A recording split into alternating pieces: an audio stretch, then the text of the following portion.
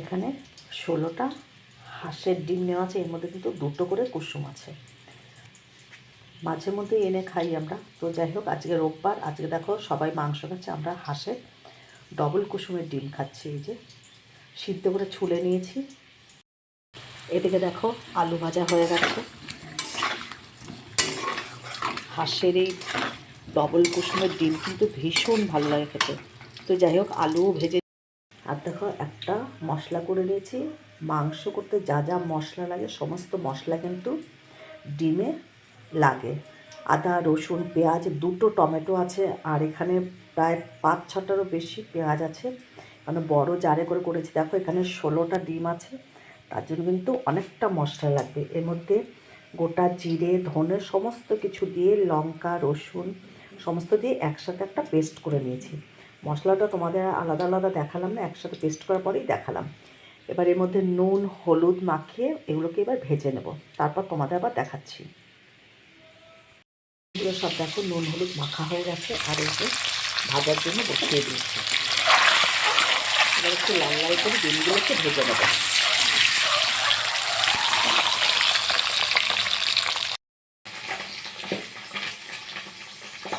মশলাটার মধ্যে হলুদ, কাশ্মীরি লঙ্কার গুঁড়ো আর নুন মিশিয়ে রাখলাম। আর জিরে, ধনে তো দেওয়াই আছে। দেখো সব ডিমগুলো কিন্তু ভাজা হয়ে গেছে। এই যে ফোড়নে দেবো শুকনো লঙ্কা, জিরে আর তেজপাতা, গরম মশলা।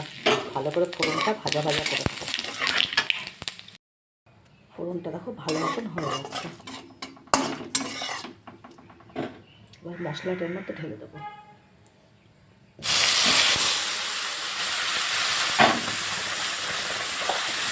মশলা কিন্তু এখানে অনেকটা মশলা, খুব ভালো করে এবার কষাতে হবে। মশলাটা কিন্তু খুব ভালো করে কষাতে হবে। দেখো অনেকটা মশলা তো একটু সময় লাগবে। 16টা ডিমের মশলা একদম অল্প দিলে তো হবে না, একটু মশলা দিতে হয়েছে। এই যে এখন খুব ভালো করে কষাচ্ছি এটা। যতক্ষণ না মশলা থেকে তেল ছেড়ে আসবে ততক্ষণ পর্যন্ত আমি এটা কষিয়ে যাব। আর হাঁসের ডিম খেতে এমনিতেই টেস্ট, মশলাটা খুব ভালো করে কষিয়ে নিলে দারুণ টেস্ট হবে, দুর্দান্ত টেস্ট হয় হাঁসের ডিমে। আর ডবল কুসুম বলে কথা।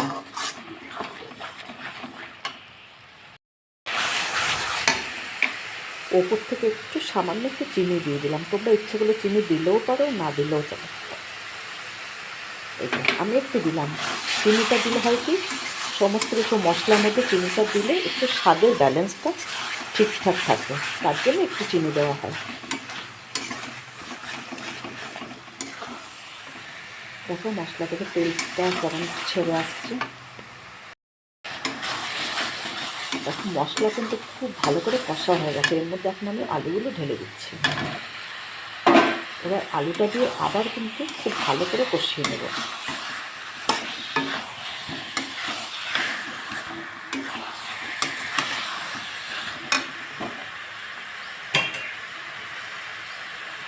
তো সামান্য একটু এর মধ্যে জল দিয়ে দিলাম। এবার আবারও ভালো করে কষাতে থাকবে। আলু খুব ভালো করে ভেজে নিয়েছি, আলু এমনি সিদ্ধ হয়ে গেছে। আর মশলার সঙ্গে আরেকটু এরকম সাঁতলিয়ে নিলে আরও ভালো একদম সফট হয়ে যাবে আলুগুলো একদম সফট হয়ে গেলে খেতেও কিন্তু ভালো লাগে। খুব ভালো করে কিন্তু কষিয়ে নিতে দেখো খুব সুন্দর হয়েছে কষা। এবার এর মধ্যে আমি জল ঢেলে দেবো। জলটা একটু বেশি করেই দিতে হবে, কারণ আলু অতগুলো আলু আছে, ডিম আছে, সব কিছু সিদ্ধ হবে আবার আলু। আর আমি জল দেবো না, এটাই মাখা মাখা হয়ে যাবে ফুটে। এবার ফুটে উঠে ডিমগুলো দিয়ে কিছুক্ষণ ফোটালে হাঁসের ডিম কিন্তু একদম রেডি হয়ে যাবে, ডবল কুসুমের ডিম।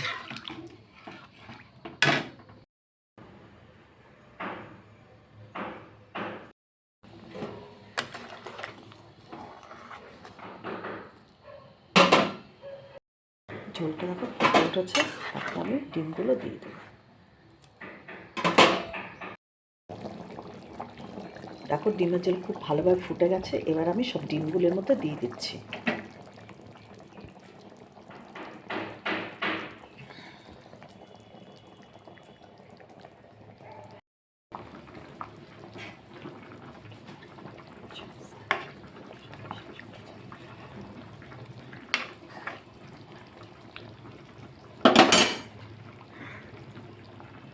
সে ডিমের ঝোল আমার একেবারে রেডি। এই যে অফ করে দিয়েছি আর নামিয়ে নিয়েছি গ্যাস থেকে।